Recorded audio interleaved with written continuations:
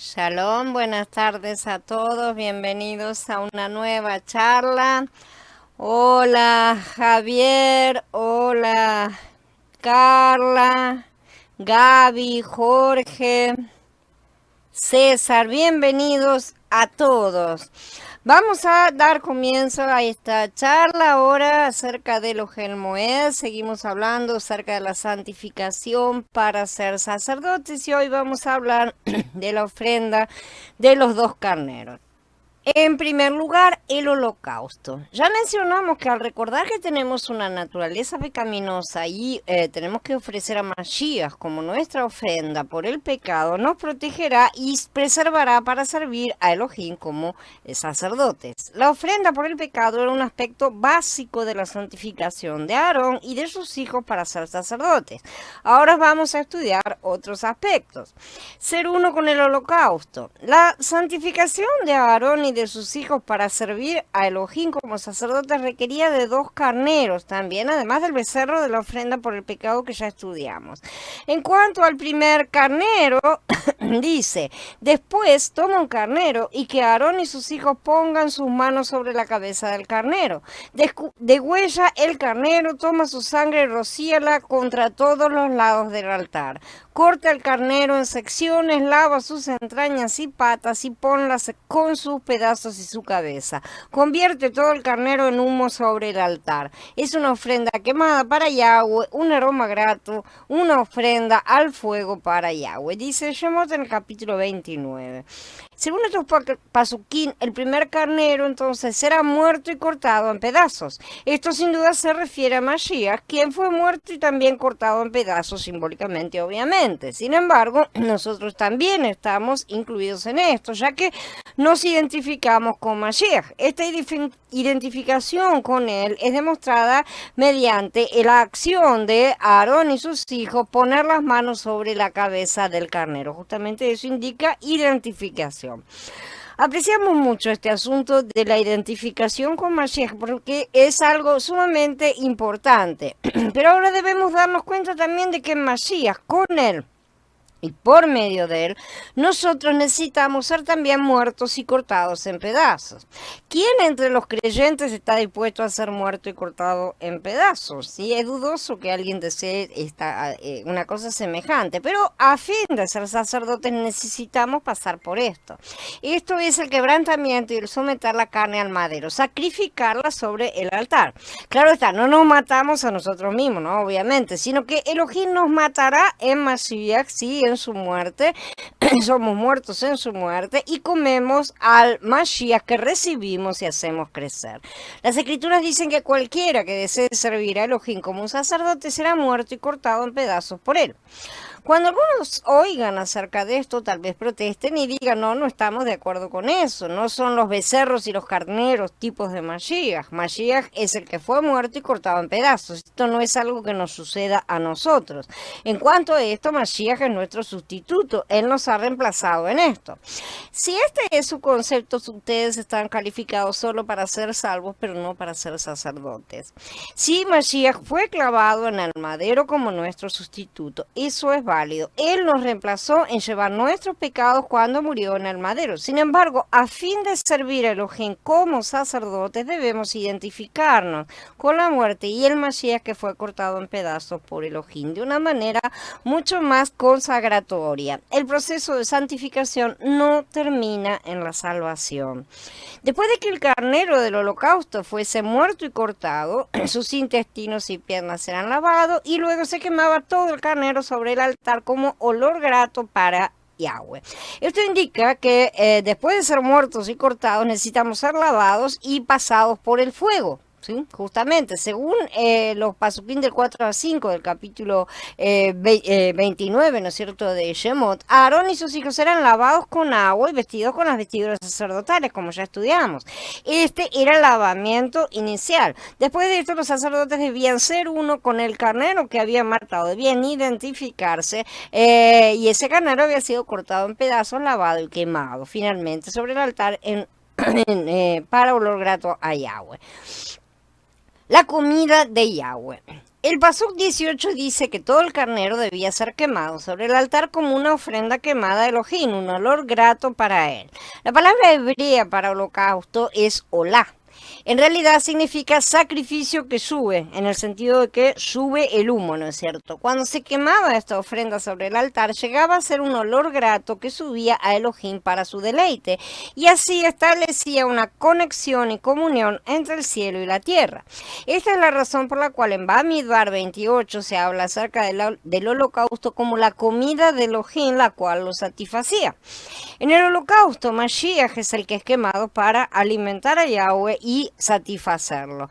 Esto, por supuesto, es una cosa simbólica y no canibalismo como muchos han aducido, ¿no es cierto? Y han acusado tontamente.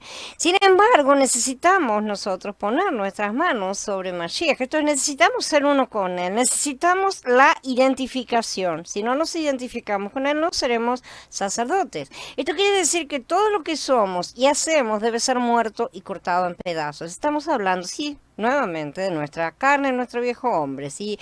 Todo eso tiene que ser lavado y quemado sobre el altar, sobre el madero, completamente para el deleite y satisfacción de Elohim. ¿Dónde lo quemamos? ¿Cuál es el altar? Es el madero. Entonces es someter esa carne, entregarla y hacerla pasar por el fuego del juicio. Ese es el fuego, ¿no es cierto? Solo entonces llegará a ser comida para Yahweh. Esa va a ser su satisfacción. En Shemot 29 vemos dos asuntos importantes en cuanto al olá. El primero es la sangre que se rociaba alrededor del altar, ¿no es cierto? Esa era para nuestra paz y satisfacción.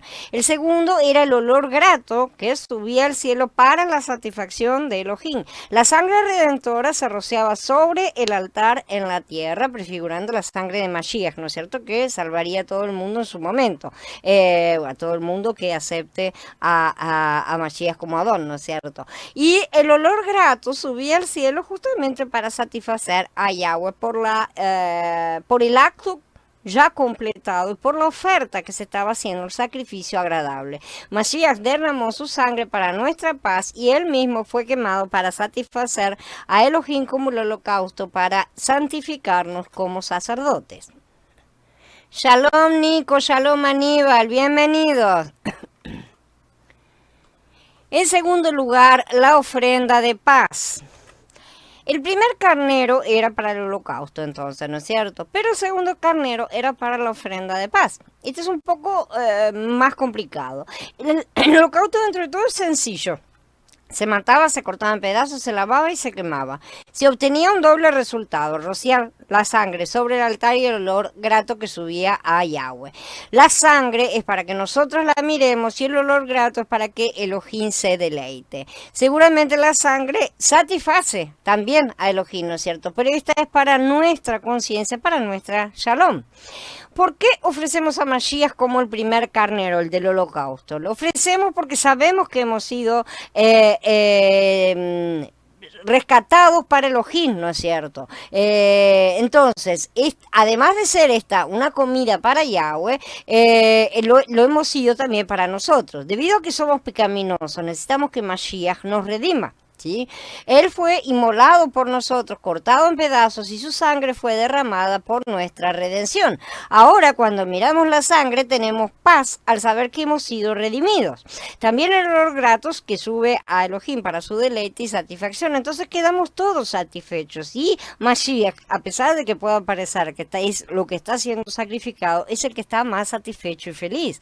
Como resultado, nuestro problema está resuelto y el hambre de Elohim está satisfecha. O sea, su justicia ha sido completamente sosegada. Por lo tanto, tenemos paz y podemos disfrutar más de Mashiach y experimentar más de él. Así que podemos experimentarlo ahora como el segundo carnero, que es la ofrenda de paz.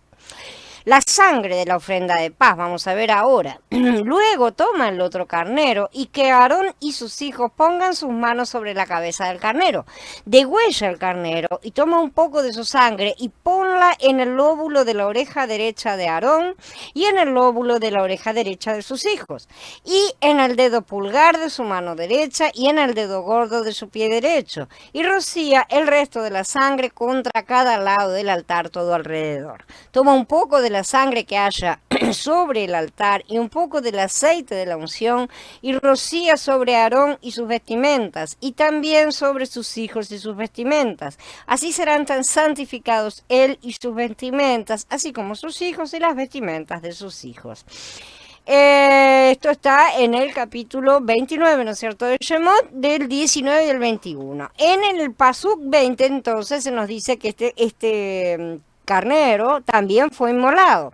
Sin embargo, esto no era cortado en pedazos. La sangre del primer carnero se rociaba sobre el altar, pero con la sangre del segundo se hacía algo diferente. Notemos que la sangre se ponía sobre el lóbulo de la oreja, el pulgar derecho y el pulgar del pie. ¿No es cierto? Derecho de la mano y del pie. La sangre sobre la oreja indica que si queremos ser sacerdotes necesitamos tener un oído que escucha a Elohim. Tiene que ser un oído consagrado, un oído redimido y abierto. No podemos hablar demasiado. Tal vez pensemos que era mejor que se le dijera a Moshe que pusiera la sangre sobre los labios o la lengua de Aarón, ¿no es cierto? Pero Yahweh siempre piensa diferente, ¿no es cierto?, de nosotros, ¿no? Él no quiere que seamos tan charlatanes y sí que lo escuchemos mucho más. Ser un sacerdote requiere que escuchemos, no que hablemos. El pulgar de la mano representa trabajo y el del pie caminar, evidentemente, y son el soporte. Una persona que no tenga el pulgar de la mano no va a poder hacer absolutamente nada porque es el dedo prensil, el dedo con el cual sujetamos las cosas, y con el pie, la persona que no tiene el dedo gordo del pie tiene siempre problemas de equilibrio, no consigue caminar correctamente. Por lo tanto, como sacerdotes debemos escuchar, trabajar y caminar apropiadamente.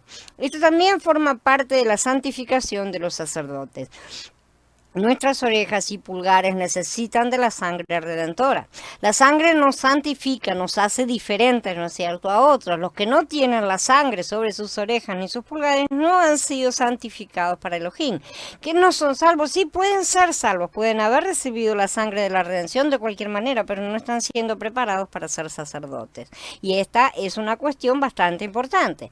Después de que Aarón y sus hijos habían sido lavados con la sangre de esta forma, entonces estaban santificados para servirle a Elohim como sacerdotes. Según el Pasuk 20, la sangre del segundo carnero no solo se ponía sobre la oreja y los pulgares, sino también se rociaba sobre el altar.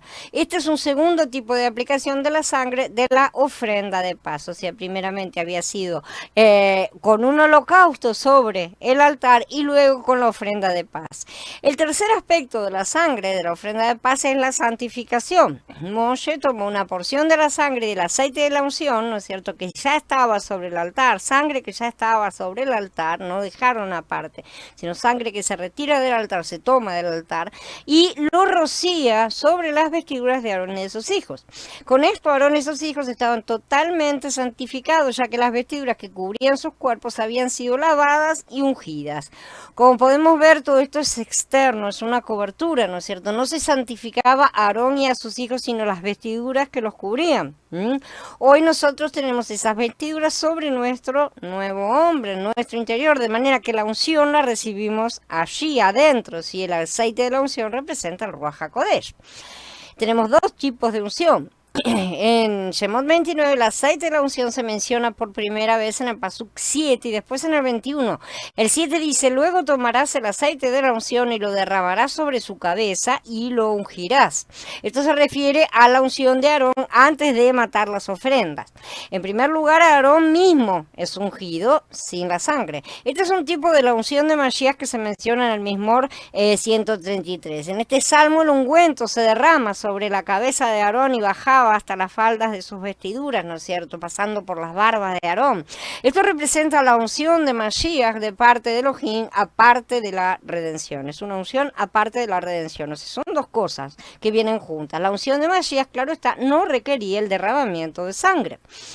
Aarón no solo fue ungido como un tipo de Mashiach, sino también como una persona pecaminosa que estaba siendo santificada para servir a Elohim como un sacerdote. O sea, en sí es el mismo proceso que sucede con cada uno de nosotros, si es que nos disponemos a ser consagrados verdaderamente para su sacerdocio. No es que solamente, ya tenemos sí la salvación, pero también tiene la parte de la redención que trajo Mashiach, porque sin esa parte ninguno de nosotros podría servir como nada, no podríamos siquiera acercarnos al Padre. Debido a que Aarón y sus hijos eran pecaminosos, se necesitaba una segunda unción, una unción con el aceite de la unción y con la sangre redentora, ya que ni el ruaj ni la sangre habían sido derramados aún. ¿Sí? En cuanto a esta unción, la sangre se menciona primero porque es la que propicia todo. Sin la sangre derramada no se podría hacer todo lo demás. A través de la sangre derramada, Yahshua pudo ser hecho ruaj vivificante. Esto indica que debemos tener primero la sangre redentora y después podemos participar de la unción del ruaj. La sangre de la ofrenda de paz es un poco compleja. Como ya vimos, hay 3 pasos, 3 aplicaciones, ¿no es cierto? La sangre se aplicaba a la oreja, al pulgar de la mano y al pie de los sacerdotes. Después se rociaba la sangre sobre el altar también, ¿no es cierto? Y el tercero, la sangre junto con el aceite de la unción se rociaba sobre las vestiduras de los sacerdotes. Todos estos rociamientos indican la santificación tanto del altar como del sacerdote en su obediencia, para escuchar, hacer y andar según el ruaj. Y esto es una unión cabal de la sangre con el ruaj. Tenemos otros aspectos de la ofrenda de paz. Dice un poco más adelante, tomarás del carnero las partes con grasa, la cola gorda, la grasa que cubre las entrañas, la protuberancia sobre el hígado, los 2 riñones con la grasa que tienen y la cadera derecha, porque este es un carnero de ordenación. Agrega una hogaza plana de pan, una torta de pan de aceite y una hojuela de la canasta de panes ácimos que estará delante de Yahweh. Pon todos estos en las manos de Aarón y de sus hijos y ofrécelos como una ofrenda de elevación delante de Yahweh. Recíbelos de sus manos y conviértelos en humo sobre el altar con la ofrenda quemada, como aroma grato delante de Yahweh. Es una ofrenda al fuego para Yahweh. Entonces, las partes del carnero que se mencionan aquí son las más exquisitas, las más ricas, las más dulces. Según los Pasukim 24 y 25, estas partes, junto con el pan de aceite, los hojaldres, ¿no es cierto?, del canastillo de pan que dice, la canastita de pan sin levadura, tenían que ser quemados sobre el altar con el holocausto por olor grato delante de Yahweh. Sí, las partes internas y la grosura se quemaban completamente como comida para Elohim. Y esto se confirma también en el capítulo 3 de Vayikra. Las partes principales del segundo carnero eran el pecho y los hombros. La espaldilla derecha, traducida a veces erróneamente como muslo, ya que la espaldilla corresponde realmente solo al cuarto delantero del animal, no al trasero, por lo que, en una comparación con el cuerpo humano correspondería a los brazos, ¿sí? Porque es la parte delantera, y específicamente a los hombros. También los intestinos y la grosura, todos se quemaban junto con las 3 tortas. El pecho derecho se mecía delante de Elohim. Esta era la ofrenda mecida. Un tipo de Mashiach en resurrección, y no se quemaba esa parte, sino que se la daba a Moshe como su porción. El pecho izquierdo, la otra parte, y la espaldilla izquierda eran la porción designada para Aarón y sus hijos. En ese momento, siendo que Aarón es tipo de Mashiach, Moshe ahí es tipo de Yahweh, como ya lo hemos dicho, ¿no es cierto? Por lo que la pieza derecha era de Yahweh, Mashiach es de Yahweh. ¿Qué se le ofrece a Yahweh? Mashiach, evidentemente. Y la izquierda era los sacerdotes, que es la parte izquierda, también es Mashiach, pero también es el Mashiach para los sacerdotes.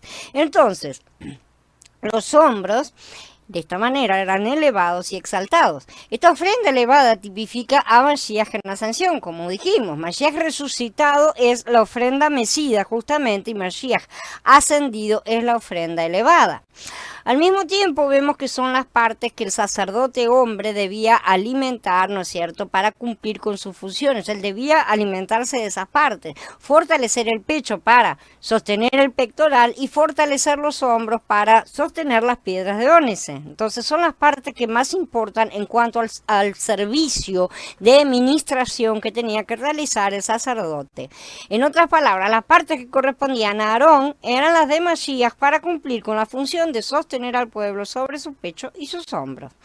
El pecho de la ofrenda de paz representa el amor y los hombros representan la fuerza, como ya lo hemos visto en los otros estudios. Mashiach resucitado tiene que ver con el amor y el ascendido tiene que ver con la fuerza, tiene que ver con el poder. En el Berij Hadashah la ascensión representa la fuerza y el poder. Mashiach ascendido es un Mashiach de poder y de fortaleza, ¿sí? Y estos aspectos eran transferidos al sumo sacerdote. Por eso se le entregaba como alimento. Yahweh les está dando el alimento. ¿Por qué? Porque somos lo que comemos. Entonces Yahweh mismo es el que nos alimenta. Repetimos para que quede claro. La espaldilla derecha era quemada para Elohim y el pecho derecho se mecía primero delante de él y después se le daba a Moshe como su porción. La espaldilla izquierda y el pecho izquierdo eran elevados delante de Elohim y luego eran entregados a Aarón y sus hijos como su porción. Entonces, a los sacerdotes se le daba la porción elevada. Moshe quedaba con una parte de la porción mecida, ¿no es cierto?, de la ofrenda mecida, y la otra parte era quemada, ¿sí? Ya vimos que necesitamos a Mashiach como nuestra ofrenda por el pecado, como el carnero del holocausto para la satisfacción de Elohim, nuestra ofrenda de paz con todos sus aspectos. Una parte de esta ofrenda sirve de satisfacción para él, ¿no es cierto?, y la otra para ministrar a los sacerdotes. Como sacerdotes podemos disfrutar nuestra parte de la ofrenda de paz junto con el pan. Shalom, Oscar, bienvenido. Un reino de sacerdotes. Conforme al Berij Hadashah, la meta de la salvación que Elohim efectúa es hacer de todos los creyentes en Mashiach sacerdotes para Elohim. Por lo tanto, si una persona es salva, pero fracasa en llegar a ser un sacerdote que sirve a Elohim, no podrá cumplir el propósito de Yahweh ni satisfacer su deseo. En el último libro del Berij Hadashah, no sé, en Hitgalut, Apocalipsis, vemos que todos los redimidos son sacerdotes de Elohim. En Hitgalut 1 del 5 a 6 se nos dice que Yahshua HaMashiach nos liberó de nuestros pecados con su sangre e hizo de nosotros un reino, sacerdotes para su Elohim y Padre. Así también Hitgalut 5:10 dice que hemos sido hechos para nuestro Elohim un reino de sacerdotes. La tipología del Tanaj nos muestra que en primer lugar Elohim redimió a su pueblo, después lo salvó y después lo educó. Estos tres asuntos se revelan en el libro de Shemot bien claramente, como hemos estado estudiando. Primero, Elohim redimió al pueblo de Israel, luego los rescató y los liberó, y entonces empezó a educarlos. Mientras estaban en Mitzrayim, fueron redimidos, y después fueron rescatados de ahí, fueron sacados, ¿no es cierto? En el desierto disfrutaron de la provisión de Elohim, y finalmente llegaron al monte Sinai, donde recibieron una educación divina. Ahí Elohim vino a santificar a algunos de ellos para ser sus sacerdotes. Si estudiamos seriamente la revelación que se encuentra en las escrituras, vamos a ver que la intención de Elohim no era santificar solo a un número reducido de sus redimidos para ser sacerdotes. No, la intención de Elohim era santificar a todo su pueblo redimido. Esto quiere decir que Elohim quería que todo el pueblo fuera un reino de sacerdotes. Y él lo dice en el capítulo 19 de Shemot: ustedes serán para mí un reino de sacerdotes y una nación santa. Sin embargo, debido a la degradación del pueblo, que la vamos a estudiar en breve, 11 tribus cayeron, ¿no es cierto? Por lo tanto, Elohim escogió una de las 12, o sea, la tribu de Leví, para que fuesen sus sacerdotes, los únicos que no cayeron en esa transgresión. No debemos pensar que Elohim solo quiere santificar como sacerdotes a algunos de entre su pueblo, como muchos han tratado de levantar esa idea, ¿no es cierto? Tantos han pretendido esto, tanto judíos como católicos, inclusive muchas ramas cristianas que parecen ser mejores, pero no lo son.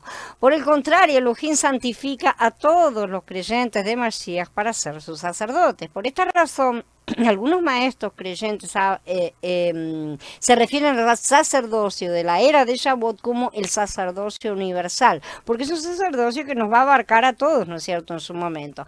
Ya que este sacerdocio es universal, no debería haber diferencia entre sacerdotes y laicos, que es lo que se pretende en muchos de estos sistemas, mantener algunos, y la idea que la gente tiene en la cabeza: no, ese es asunto del pastor, a mí no me toca hacer esas cosas, como si las órdenes dadas en las escrituras fuera solamente para unos pocos elegidos, ¿no es cierto?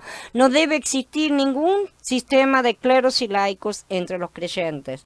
Todos los que creen en Mashiach, todos los redimidos y salvos deben ser educados y santificados para ser los sacerdotes de Elohim. Cada uno en su tiempo, evidentemente, ¿no es cierto? Por eso esto no significa que no haya niveles debido al crecimiento de cada santo. Si uno empieza a crecer hoy, no puede ser considerado como uno más veterano, pero todos, absolutamente todos van a llegar a ser sacerdotes, de manera que no puede haber pretensiones de elitismo ni nada por el estilo, ¿no es cierto? Así que los más nuevos no deben estar pensando que van a tener que estar sometidos toda la vida. La gente no tiene que estar pensando que no les va a tocar la parte que tienen que hacer, ¿no es cierto? Sino que tienen que estar preparados justamente para convertirse en su momento en autoridades para otros. O sea, todo es recibimos una autoridad, pero en su momento tenemos que ser una autoridad, de manera que tratemos de aprender lo mejor posible todas las cosas, ¿no es cierto? En el reino de Yahweh la autoridad no implica poder, sino servicio. Justamente, ahí tenemos un pequeño punto importante. ¿Cómo se revela en el Berija Dashá? El deseo de Elohim es que todos los redimidos en Mashiach sean sus sacerdotes. No solo se habla de esto en Gilgalut, también en Kefal lo menciona, para que también se los use como piedras vivas para edificar una casa espiritual, para que sean un sacerdocio santo, a fin de que ofrezcan sacrificios espirituales agradables a Elohim por medio de Yahshua el Mashiach. Además, Kefalev también en otro pasuk dice que los creyentes somos real sacerdocio, ¿no es cierto? Esto revela que la edificación de la era de Shavuot de Elohim es para que todo su pueblo redimido ejerza su sacerdocio, cada uno en el tiempo que le corresponda. Vamos a dar una descripción detallada de la santificación a través de todas estas cosas, ¿no es cierto? Aunque el Berija Dashá revela claramente que todos los redimidos deben ser los sacerdotes de Elohim, este no provee una descripción de cómo podemos ser sacerdotes que sirven a Elohim de manera práctica. En el Berija Dashá no hay un relato detallado de cómo podemos realmente ser santificados para servir a Elohim como sacerdotes. Solo se nos dice que Elohim quiere que seamos sacerdotes, sí, pero no nos muestra cómo llegar a hacerlo. Sin embargo, en el Tanaj, en el libro de Shemot, justamente, tenemos un capítulo que nos da esta descripción detallada de la santificación de los sacerdotes de Elohim. Este capítulo es el que estamos estudiando. Este es un capítulo precioso que da testimonio de que Yahweh jamás pensó en abolir nada de nada absolutamente, porque si no tomamos las partes antiguas no vamos a tener la clave para practicar las nuevas, y viceversa. Él les dijo: por eso todo escriba instruido en el reino del cielo es como un padre de familia que saca de su tesoro cosas nuevas y viejas. Dijo Yahshua, está en el libro de Mateo en el capítulo 13. Esta es la verdadera unión de las dos casas, porque el secreto para abrir el tesoro está en unir a ambas. Los creyentes de hoy conocen acerca de las palabras santificar y santificación. Si tenemos un corazón que desea una santificación completa en nuestra experiencia, tenemos que estudiar este capítulo. No se trata solamente del sacerdocio, sino particularmente se trata de la santificación. La santificación es un tema importante, quizá tanto como la justificación. Entre los creyentes existen diferentes enseñanzas acerca de la santificación, distintos conceptos, y no todos ellos son correctos. Se necesita un entendimiento, como se describe en Shemot 29. En estos mensajes vamos a dar una breve explicación de la santificación de los sacerdotes, como se presenta en este capítulo. En parte ya hemos visto algunas cosas, ¿no es cierto? Pero ahora vamos a tener una comprensión más profunda de muchas de ellas. En primer lugar, tenemos el asunto de que es una limpieza cabal. Cuando Aarón y sus hijos estaban siendo santificados para ser los sacerdotes de Elohim, lo primero que debían conocer eran que eran espíritus inmundos. Ellos tenían espíritus inmundos, estaban sucios y necesitaban ser limpiados. No es muy agradable reconocer que estamos sucios, ¿no es cierto? Y que necesitamos una limpieza cabal. Hablando desde el punto de vista físico, la inmundicia puede provenir de dos fuentes, desde adentro o desde afuera. Por un lado, podemos asociarnos con tantas cosas sucias que nos ensucian realmente, pero por otro lado también tenemos esas cosas que salen de nuestro interior, ¿no es cierto? Por lo tanto nos ensuciamos con nuestro con nuestro propio interior y con las cosas externas también, asociándonos a esas cosas externas terrenales. De hecho, no necesitamos realmente tocar nada para ensuciarnos porque las cosas en la atmósfera, somos nosotros los que podemos ensuciarlas a ellas realmente. Como dijo Mashiach, ¿no es cierto? No es lo que contamina lo que entra, sino lo que sale del hombre. Yo uso la limpieza física como ejemplo de la limpieza que forma parte de este proceso de santificación de los sacerdotes de Elohim. Ya hoy mismo también la ha utilizado. Ahora, ¿deseamos ser sacerdotes que servimos a Elohim? Si es así, tenemos que reconocer que estamos sucios y que necesitamos una limpieza.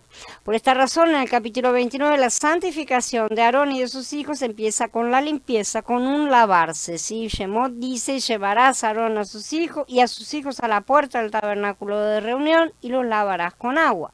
Entonces, tenemos que limpiarnos de la inmundicia causada por lo interno de nuestra carne, ¿no es cierto? Y también de lo que proviene del contacto con las cosas de este mundo. En segundo lugar, somos entonces vestidos con las vestiduras sacerdotales, como vimos, ¿no es cierto? Después de que Aarón y sus hijos eran lavados, entonces tenían que ser vestidos, ¿sí? A fin de servir a Elohim como sacerdotes necesitaban estar vestidos apropiadamente. Estas vestiduras se pueden comparar con uniformes, como ya dijimos, un vestido oficial que es usado con un propósito específico y bien claro. Las vestiduras sacerdotales no solo cubrían la desnudez de Aarón y de sus hijos, ¿sí? Estas también los calificaban para llevar a cabo el oficio de sacerdote. Shemot 29 del 5 al 6 dice, tomarás las vestiduras, vestirás a Aarón la túnica, el manto del efod y el pectoral, y le ceñirás con el cinto del efod, y pondrás la mitra sobre su cabeza, y sobre la mitra pondrás la diadema santa. Después los Pasukim 8 y 9 continúan y dices, y harán que se acerquen sus hijos y les vestirás las túnicas, les ceñirás el cinto a Aarón y a sus hijos, les atarás las tiaras, y tendrás el sacerdocio por derecho perpetuo. Estos pasukim nos dicen claramente que a fin de servir como sacerdotes, Aarón y sus hijos necesitaban estar vestidos con las vestiduras sacerdotales, y que únicamente al ser vestidos reciben el derecho de ser llamados sacerdotes, y esto es a eternidad, ¿no es cierto? Por supuesto, en el caso de Aarón se pasaba de generación en generación y nosotros lo vamos a tener en la eternidad. Aarón, como el sumo sacerdote, llevaba varias capas de vestiduras, como estudiamos, ¿no es cierto? La primera eran los calzoncillos que le cubrían desde los lomos hasta las rodillas, o sea, la parte más inmunda del cuerpo, ya que cubre los genitales, donde reside la capacidad de reproducción. Y lo que el hombre caído reproduce es lo que somos nosotros, ¿no es cierto? Pecado. Por eso es que es una abominación que debe ser cubierta. Después Aarón se ponía la túnica, la cual podemos llamar el manto interior, por así decir. Después encima de esta se ponía el manto exterior, ¿sí? El manto del efod. Después se ponía el efod, el pectoral. Así que tenemos 5 capas: los calzoncillos, la túnica, el manto, el efod y el pectoral. Además de esto, Aarón se cubría la cabeza. Como los sacerdotes, los hijos de Aarón usaban también calzoncillos, una túnica y una pieza en la cabeza. O sea, ellos no usaban el efod, evidentemente. Por medio de esto vemos que para servir como sacerdotes, primero debemos limpiarnos de nuestra inmundicia, después cubrir nuestra desnudez con las vestiduras sacerdotales. Tiene que estar oculto a todo lo que realmente somos todavía. Por eso que nosotros que estamos también en una etapa de parcialidad, ellos estaban en una etapa en la cual tenía que ser cubierto. ¿Por qué? Porque no había forma, Mashiach no había venido.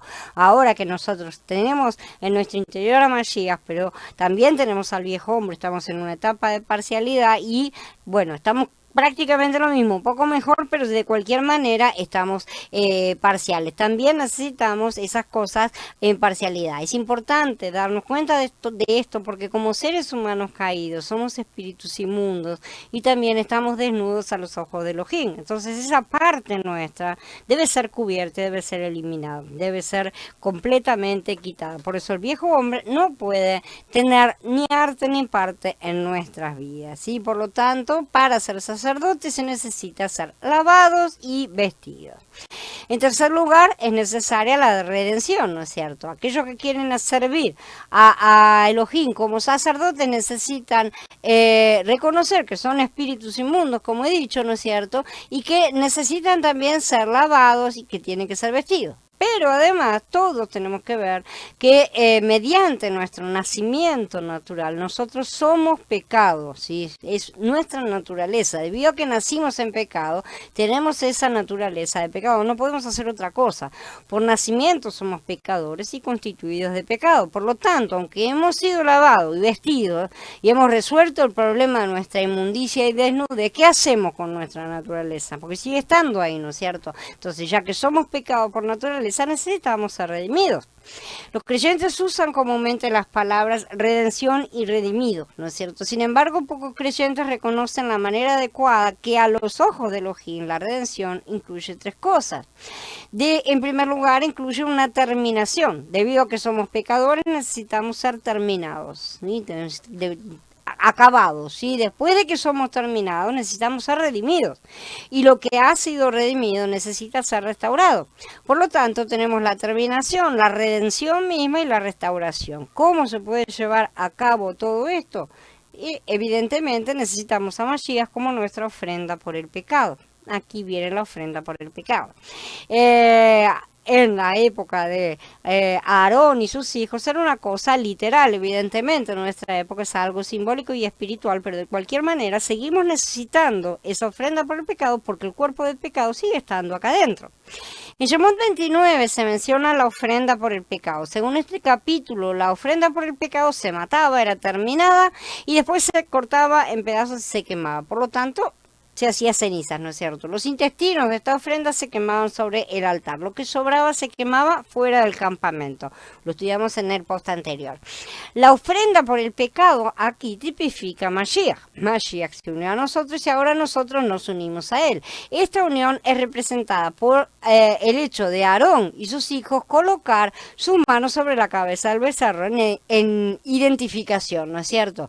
De esta manera se identificaban con la ofrenda. Esto quiere decir que al identificarse con esa ofrenda, ellos también eran matados. ¿Por qué? Porque estaban pasando, se estaban identificando, estaban pasando sus pecados, pero también esos pecados les pertenecían y había una parte suya que se iba, por así decir, con ese animal sacrificado. Entonces también ellos eran matados, cortados en pedazos y quemados.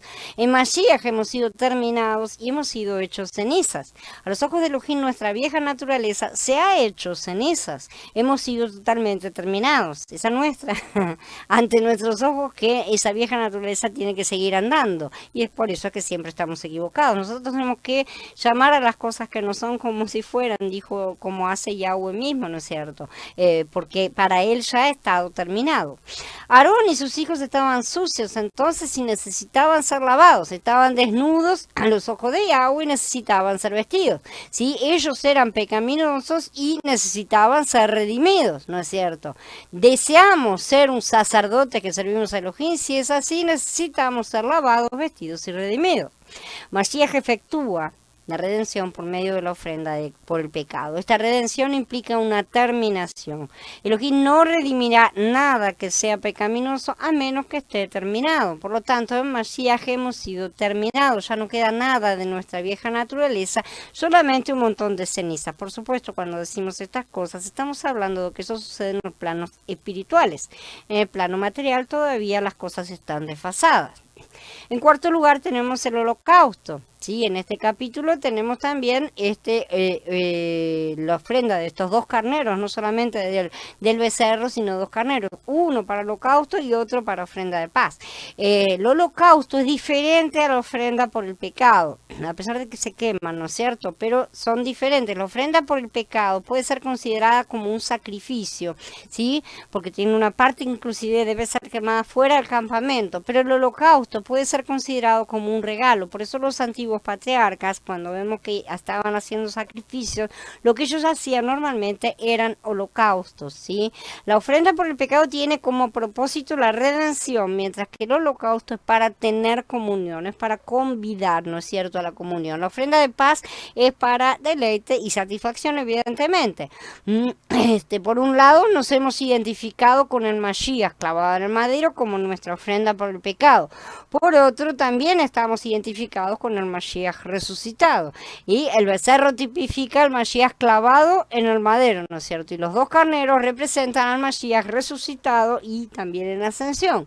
El Mashiach resucitado se ofrenda a Elohim primero como el holocausto y después como la ofrenda de paz. Como ya hemos estudiado en otra oportunidad con las dos palomas y las dos cabras de Yom Kippur, ¿no es cierto? Se necesitan dos figuras físicas para representar un mismo acto que Mashiach realizó al mismo tiempo, porque no hay forma de matar y revivir, ¿no es cierto?, a dos animales para estas cosas. Por eso se eligen dos justamente y se duplica. Pero todo esto fue hecho en un mismo acto por Mashiach, ¿sí? No hubo dos matanzas, no tuvo que morir dos veces, ninguna de esas cosas. Son dos actos que fueron realizados en el plano espiritual en el mismo momento.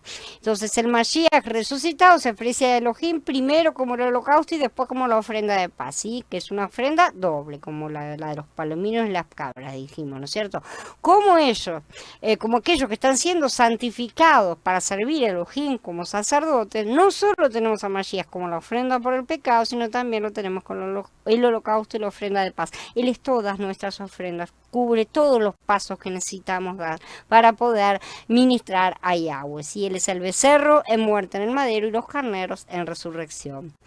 Las ofrendas para la santificación de los sacerdotes tienen dos categorías principales. La primera es la vida animal y la segunda la vida vegetal, ¿no es cierto? En cuanto a la de la vida animal tenemos al becerro y los carneros, como vimos. Y en cuanto a la vida vegetal tenemos el pan, las tortas y los hojaldres. En cada categoría hay tres cosas. Mashiach es el clavado en el madero y es el resucitado también. Como tal, no solo nos representa, sino que también nos incluye. Nosotros somos incluidos dentro de Mashiach, ¿sí? Estamos incluidos en él. Por lo tanto, cuando él fue clavado en el madero, nosotros fuimos clavados en el madero con él. Cuando resucitó y se presentó ante Elohim, nosotros estábamos con él también. El Mashiach resucitado es el holocausto. Este es ofrecido a Elohim para su satisfacción completa, por eso se quema para que suba el humo. Todo el holocausto se quemaba sobre el altar como olor grato a Elohim. Esto es difícil de explicar. Por experiencia sabemos que cuando estamos identificados con Mashiach en su muerte, reconocemos que somos un montón de cenizas. Entonces espontáneamente estamos en resurrección. En resurrección Mashiach es nuestra porción, es un carnero ofrecido a Elohim como nuestro holocausto, que lo satisface a Yahweh plenamente. Por lo tanto, a fin de ser los sacerdotes, necesitamos ser lavados, vestidos y redimidos. Además, necesitamos a Mashiach como el resucitado, ¿no es cierto?, para poder ofrecerlo a Elohim para su satisfacción. ¿Dónde está resucitado Mashiach? Hoy, en nuestro interior. Entonces necesitamos elevar este Mashiach resucitado en ofrenda a nuestro Padre. El último paso de la santificación de los sacerdotes es ofrecer justamente el segundo carnero, el de la ofrenda de paz. ¿Sí? La última parte dice, así consagrarás a Aarón y a sus hijos. Literalmente la palabra hebrea traducida consagrar, que nosotros ya lo vimos, quiere decir llenar sus manos, ¿no es cierto? Este también es el significado de los pasukim 29, 33 y 35, donde se repite la expresión. Por lo tanto, santificar a los redimidos de Elohim para que sean sus sacerdotes requiere que nuestras manos sean llenadas. Pocas versiones traducen de manera literal la palabra hebrea que significa llenar, ¿no es cierto? Llenar las manos. Algunas traducciones usan consagrar, como ya vimos, otras ordenar. En realidad lo que se nos presenta aquí no es ni una ordenación ni una consagración exactamente, sino el llenar de las manos de los santificados. Este concepto es mucho más rico y es mucho más importante que una ordenación o una consagración. Hasta este punto, Aarón y sus hijos han sido entonces lavados, vestidos y redimidos. Esos son los tres primeros pasos para la santificación. También han presentado a Mashiach como el holocausto para la plena satisfacción de Elohim. Por lo tanto, su inmundicia ha sido eliminada, su desnudez ha sido cubierta, su naturaleza pecaminosa ha sido terminada y han ofrecido a Elohim a Mashiach para su satisfacción. Sin embargo, sus manos todavía están vacías. Ellos siguen vacíos, a pesar de estos cuatro pasos todavía tienen las manos vacías. ¿Cómo le pueden servir a Elohim como sacerdotes si todavía tienen las manos vacías? A fin de ser los sacerdotes que sirven a Elohim, que lo ministran de manera práctica, necesitan tener las manos llenas. Entonces vimos que el ser lavados, vestidos y presentar el becerro como la ofrenda por el pecado resuelve tres problemas. El lavado resuelve el problema de la inmundicia, ser vestidos resuelve el problema de la desnudez y el presentar la ofrenda por el pecado resuelve el problema de nuestra naturaleza pecaminosa. Además vimos que presentar el holocausto satisface a Elohim y lo hace feliz. Cuando Elohim huele el aroma del holocausto, él puede decir, estoy satisfecho y estoy contento. Sin embargo, los sacerdotes que siguen con las manos vacías tal vez digan, bueno, puede ser que estés contento, pero nosotros todavía tenemos hambre, ¿sí? No tenemos nada que llene nuestras manos ni nuestro estómago. Hemos sido lavados, hemos sido cubiertos, nuestro pecado ha sido quitado y tú estás satisfecho, pero nosotros todavía tenemos hambre. Debido a esta necesidad vamos a mostrar el último paso de la santificación de los sacerdotes, que es ofrecer el segundo carnero, justamente, ¿no es cierto? Aleluya a Mashiach, porque Él es este segundo carnero. Esto no es la ofrenda por el pecado que resuelve el problema del pecado. Tampoco es el holocausto que satisface a Elohim. Este carnero es la ofrenda de paz, este carnero es para nosotros. Justamente, la ofrenda de paz permite que los sacerdotes disfruten a Mashiach juntamente con Yahweh. ¿Sí? O sea, tener la ofrenda de paz es estar preparados para el banquete con Elohim. La ofrenda de paz es nuestro festín con Yahweh, en su presencia y en su compañía. En el siguiente mensaje vamos a estudiar esta ofrenda un poco más detalladamente. Bueno, habiendo terminado ahora, quedo a disposición de comentarios. Shalom, Mili. Y preguntas que necesiten hacer.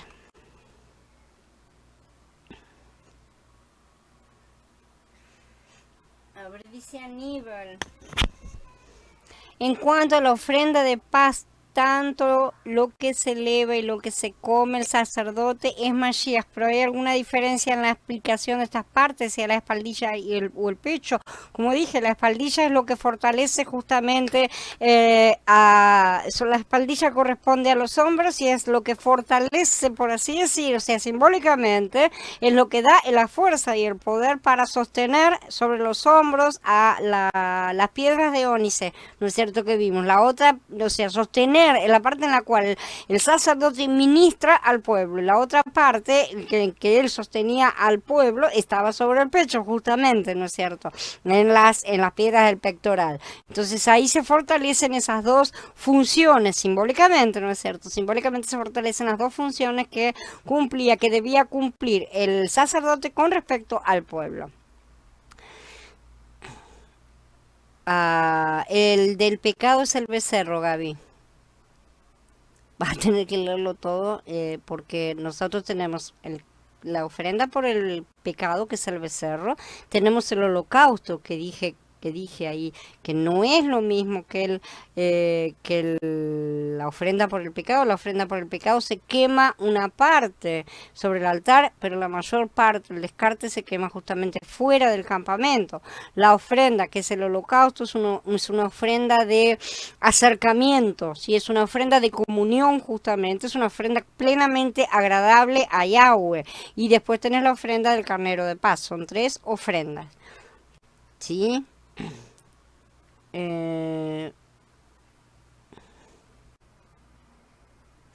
Espero que sigan comprendiendo, ¿no es cierto?, la importancia de todas estas cosas, porque aunque no sean evidentemente sacrificios físicos, lo que tenemos que hacer justamente son cosas que tienen que seguir siendo realizadas.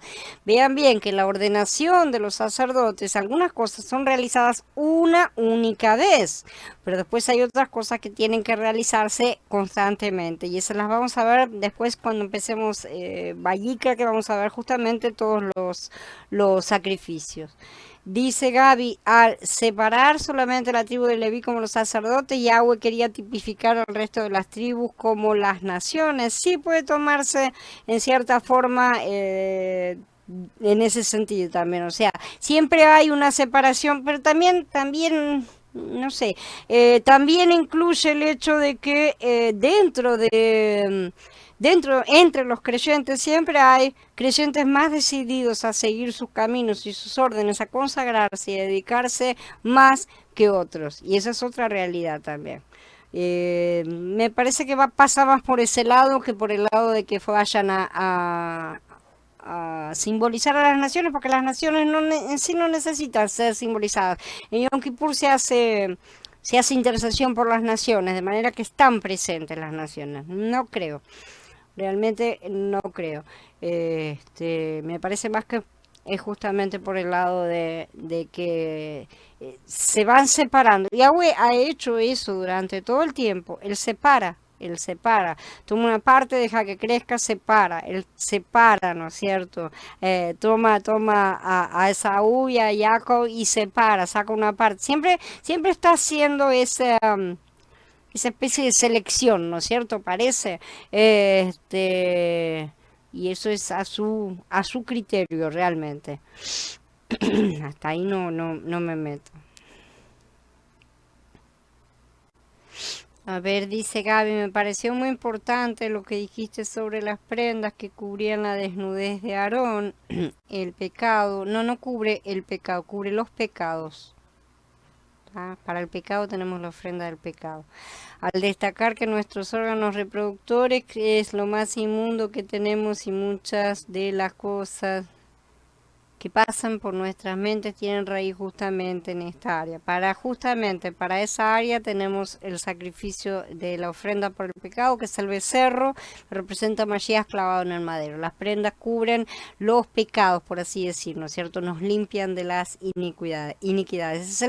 Nosotros tenemos el pecado y los pecados, ¿sí? Los pecados nos han sido perdonados por esa cobertura, justamente, todos los pecados que hayamos cometido, pero la raíz de pecado todavía está y sigue presente. Por eso, después de haber sido vestidos y lavados, es necesario la ofrenda por el pecado. ¿Y qué se hace con esa ofrenda por el pecado? Se purifica también y se santifica. Y justamente también con la ofrenda de la paz también se santifica al sacerdote para determinar que ya hay paz y hay comunión con el Eterno, ¿no es cierto? Gracias, Mili. Sí, estos temas están enganchados unos con otros, ¿no es cierto? Ya vamos por el tercero de los sacerdotes y ya es el 27 de los Helmued. Y sí, están enganchados y todos relacionados verdaderamente. Dice Oscar, ¿y por qué se va a realizar de nuevo los sacrificios en el caso del tercer templo visto en Ezequiel? El tercer templo visto en Ezequiel dice claramente, para que todo el mundo lo lea, lo entienda y no dude, que es un templo no hecho por manos humanas. Así que los que quieran seguir edificando, que edifiquen. ¿Qué quiere que te diga? Así es simple. No tiene nada absolutamente que ver. Hay gente que hace muchas cosas que no tienen nada que ver y creen que están haciéndolas correctamente. Entonces, si realmente lo van a levantar o no al tercer templo, la cuestión es que al margen de que si consiguen levantarlo o no, ya tienen todos los instrumentos y todas las cosas y todo eso. O sea, la intención dentro de estas personas está. Pero es un asunto de ellos que no tiene nada que ver con lo determinado por Yahweh. Dice Gaby, entonces lo que reproducimos es pecados. No, Gaby, tenés una grave mezcla. Vos no le pasás a tu hijo tus pecados.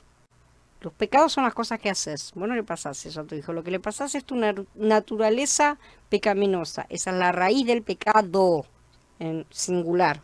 Y eso está dentro de nosotros y forma parte de nuestro ADN. Vamos a simplificarlo de esa forma. Eso es lo que vos podés pasar justamente en una reproducción. Vos lo que pasás a tus hijos es el pecado y no los pecados. Los pecados son tuyos. ¿Sí? Que tus pecados puedan afectar a tu progenie, porque tus pecados pueden hacer que vos los eduques mal, los alimentes mal, toda una serie de cosas. Eso es secundario, eso es de una forma indirecta, por así decir. De manera directa vos lo que podés pasar genéticamente justamente es ese ADN espiritual que está ahí puesto.